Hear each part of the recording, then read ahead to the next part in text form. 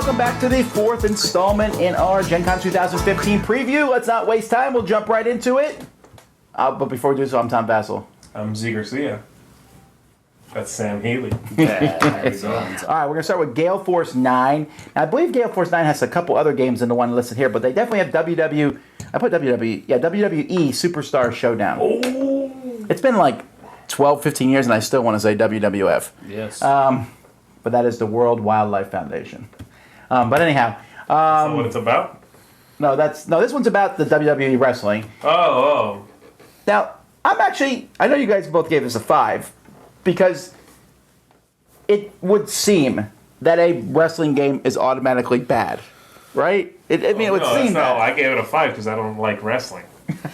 Okay.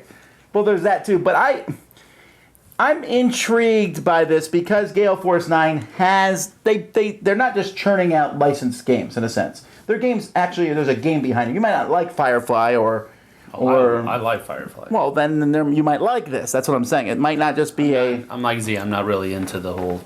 10 years ago? Right. Oh, no, actually... 15 years ago? Yesterday? No, 15 years ago, man. I probably would have been on this bandwagon. Right. But now I'm not. I don't know, Tom. You're talking about... They don't just churn out games. You're right. They do it really slowly. And they do these licenses that I'm like, blow my mind. You know, we need a game about bikers.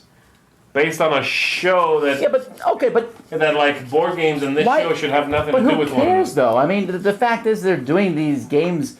They're not just taking the license and slapping some stupid game on it. They're actually putting effort into the game. I don't know if we're getting this very slowly. They put one out every year. That's not slowly. Last year they did Sons of Anarchy. This year they're doing the WW, and then they're doing a couple other ones, too. Compared to everybody else's pace, that's fairly slowly. Everybody else is, like, pumping out stuff. There may be some slower companies, but all right. Again, they... what's their big hit? Firefly, by far. Firefly. Yeah, which I don't like, and so...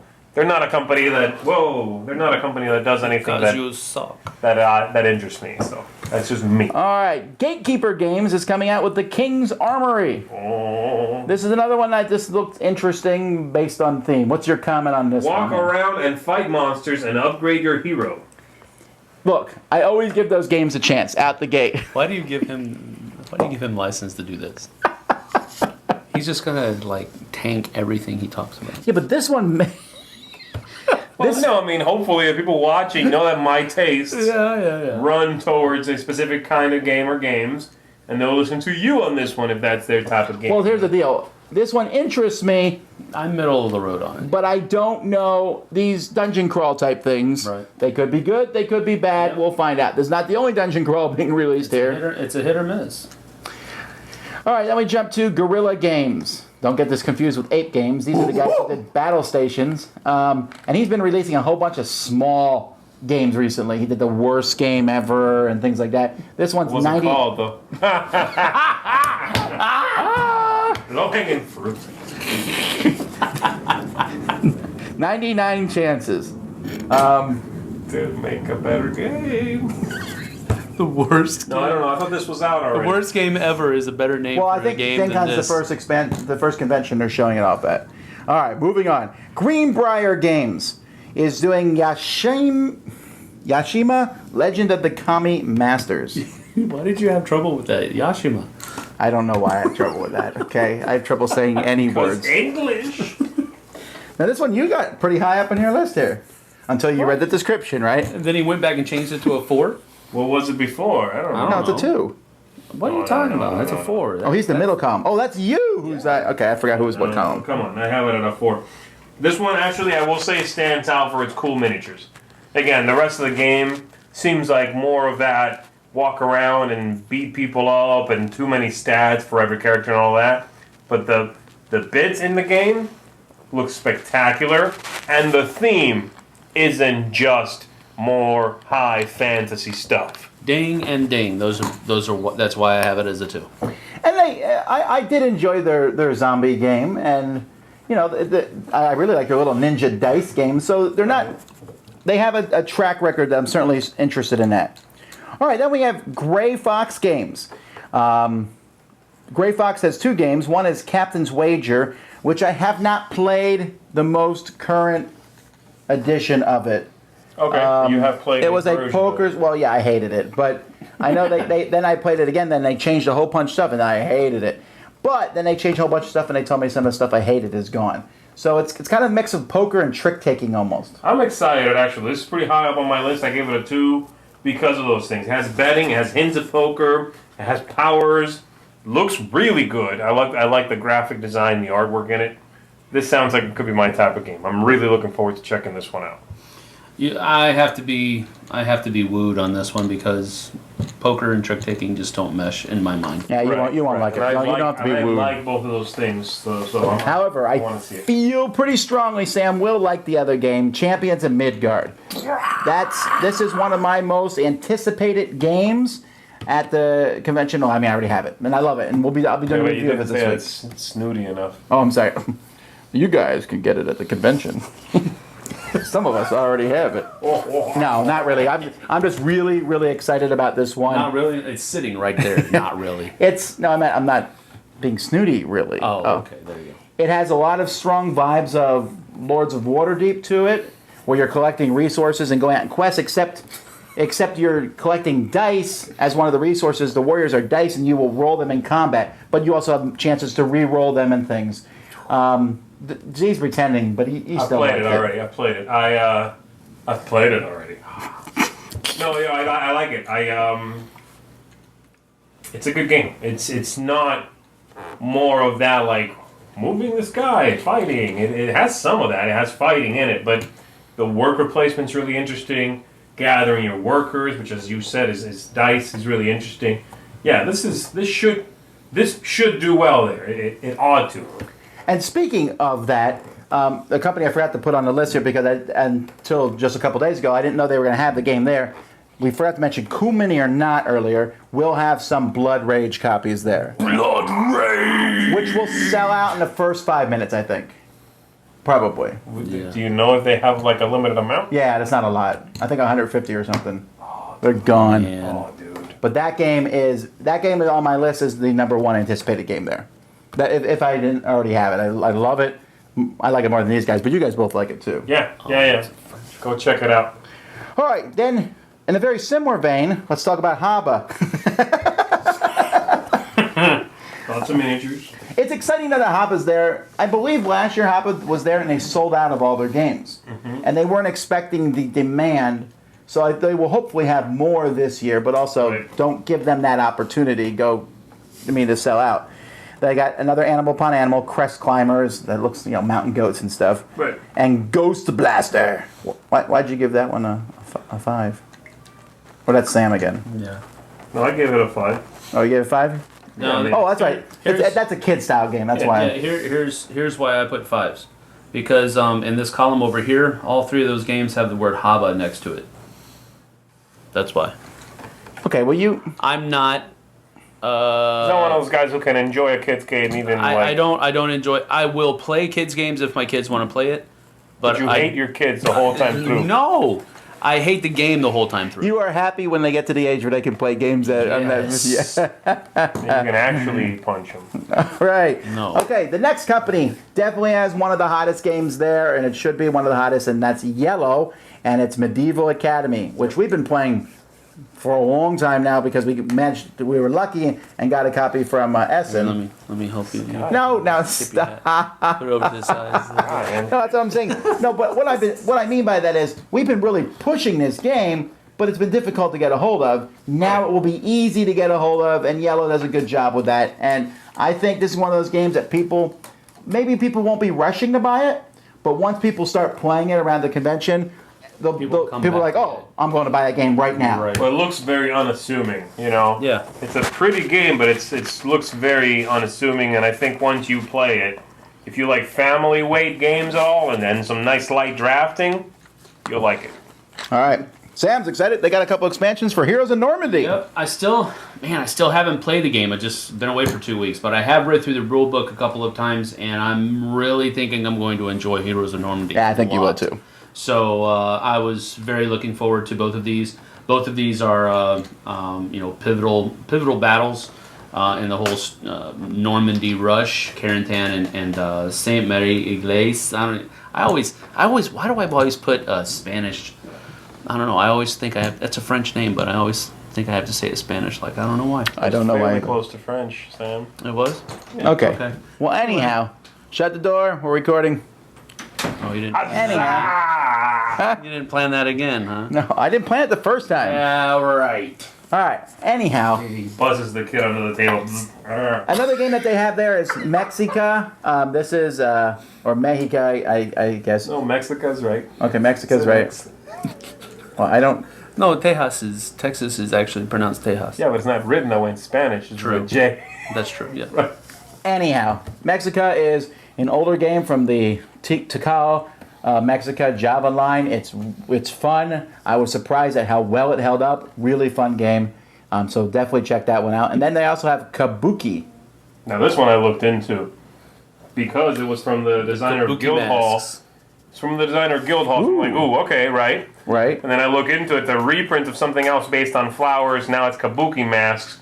It's a straight up memory game. Yeah. Oh, you don't like memory at all then? I mean, no, but no. That takes you out memory too, is- right? A little memory is okay. This sounds like a memory game. That's it. Like Yeah. you flip a card into a stack, and you flip and you flip, and when you flip, if someone thinks that that card is already in the stack, they say stop, and you check.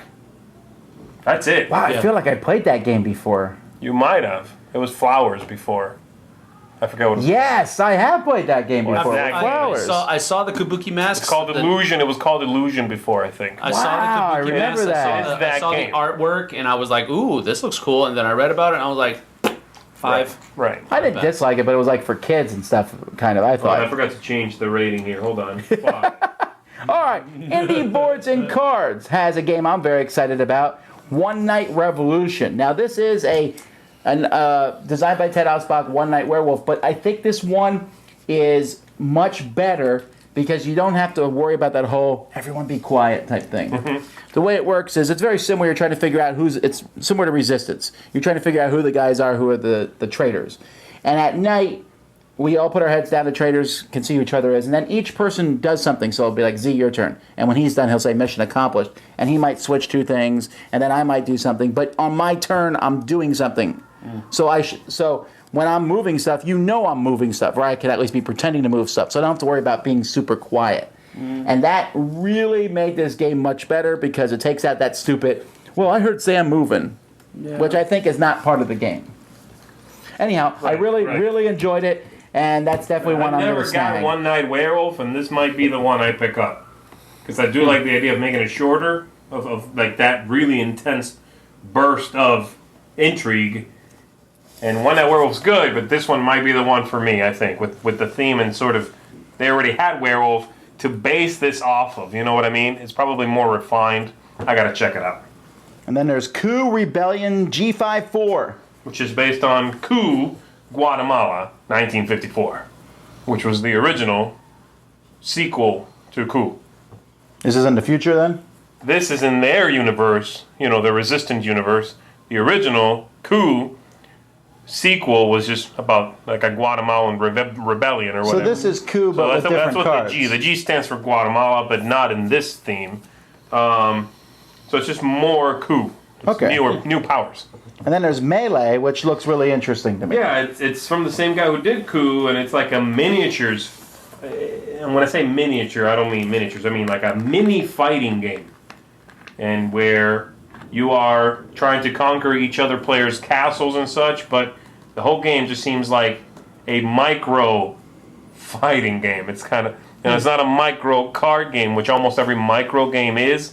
This one seems like a micro game with a board and tactics and such. Seems cool. All right, then Kosmos is starting to show up now at conventions, which I'm glad for. And they have two new games, although neither one of them is actually brand new. One of them is quite old. Dodals is the name of it, which is originally was called Barbarossa, which was honestly a terrible name. Because Dodals is not much better. Dolls. Why did they call it this? I think they were What going does for that mean? doodles, but you're using dough. Oh, that's horrible. Okay, got it. Okay, anyway. It makes sense at least now. Yeah. Got it. All right, so Dodals is a game in which you're like sculpting stuff out of clay, and you want to make it look similar to the object, but not too similar. You want people to guess yours not last, because then you don't get many points, and not first either. You don't want to make Michelangelo's sculpt of art, but you also don't want to make Tom Vasel's can't do anything. Blob of clay. Yes. So anyway, it's I believe Klaus Teuber designed it, right? Yes. Yeah, he did. This came out in 1990, if I'm not mistaken. Yeah, and it won the Spiel des Jahres, I believe. It did. It did. So, and then they're bringing Legends of Andor back, which is a big deal. A lot of people like that game. Huh? Who is Andor back? They're bringing Legends of. They're bringing back Legends of Andor. Thanks, Grammar Man. Whoa, Grammar Man! Anyway, I'm glad this is back. Fantasy Flight had it for a while. They put it out, but then that was it. They just put out the base game. I'm hoping, and I'm thinking they will. Kosmos is going to run with the base game now, but then bring out the expansions, which have been out in Europe actually for years, and they've had several. And hopefully they start trickling those out here. I'm actually more interested in the two-player Legends of Andor game that's coming out, but okay. I'm middle of the road on both of these. When Barbarossa came out originally, I was like, it's okay, but it's not worth the effort. And this looks like a cleaned up, prettier version of it, I guess. But it looks like the same exact same. It's the exact same game, so I'm not really that much. And then Legends of Andor, I don't recall ever playing it before, so I'm middle of the road. All right. Next we have Nautilus Industries from Lamplight Games. Lamplight Games, they did kind of some family style games, so I'm interested to see if this is in that same genre, or will this be a heavier? It looks like it's a heavier game, but it might not be. It does look heavier. It looks like it has an awesome theme, though. The theme really hooks me. The whole steampunk, gaslight thing. But it sounds like an economic game, and so I'm not sure the theme's going to be wasted on that. Hence the game. 5 that I gave it. Yeah, no, I gave it a 3. I want to check it out. I'm just worried the gameplay might not be for me. But the theme has me interested. All right. Then Level 99 Games has BattleCon, Fate of Endines. We've had War of Endines, we've had Devastation, and now Fate. I'm excited about this, right? Okay, great, more. I love the game, but I'm just still scratching at what I have. There's so much content for the game already. Right. So, I'm glad to get more, but wow, who was asking for it? It's kind of like you feel like with Twilight Imperium. Yeah. You don't necessarily need more expansions. If they made one, you would buy it. Right, okay? Well, but that's who needs it then. The company needs it. Because you'll buy it. All right. Well, then we have Ludically doing, I don't know how to pronounce it, Tecuti? Sure. Tecuti. Tecuti. Hi, you're so cutie. Tecuiti, I think.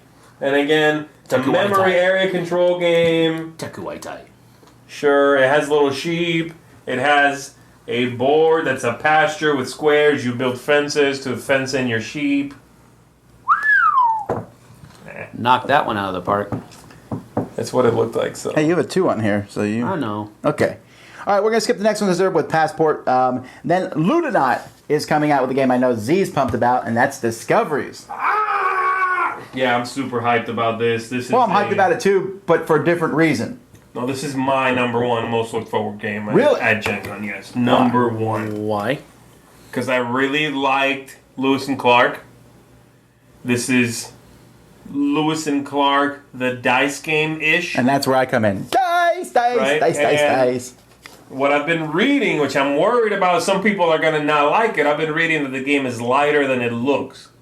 That's not bad for me. That might be bad for a lot of people. So I'm worried about a lot of people going from Lewis and Clark, which is not that light, into this and getting a backlash of, oh, this is too light. Lewis and Clark for me was too heavy. So I liked the theme. That's what brought me in. That's why I gave it a 2. If it's lighter than Lewis and Clark, I'll probably like it. Oh, it is. Guaranteed lighter. Some people are saying it's too light. Too light, right. Right. But for me, man, the game looks, first of all, and no joke, stunning. I was just reading the artist's write-up on BGG, and he posted some of the images up there. Unbelievable artwork. Wow. I mean, this guy it's Vincent Dutrait, so it's already like amazing. But I mean, some of the artwork in this game is mind-blowingly good. So yeah, my number one for the convention. All right, well, we'll end this video on that point with Zee's number one. We got many more to go yet. We're halfway through. No, we're not even halfway through the alphabet. We are more than halfway through the list. Anyhow, folks, until next time, I'm Tom Vasel. Zee Garcia. Sam Healey. See you there. Yeah.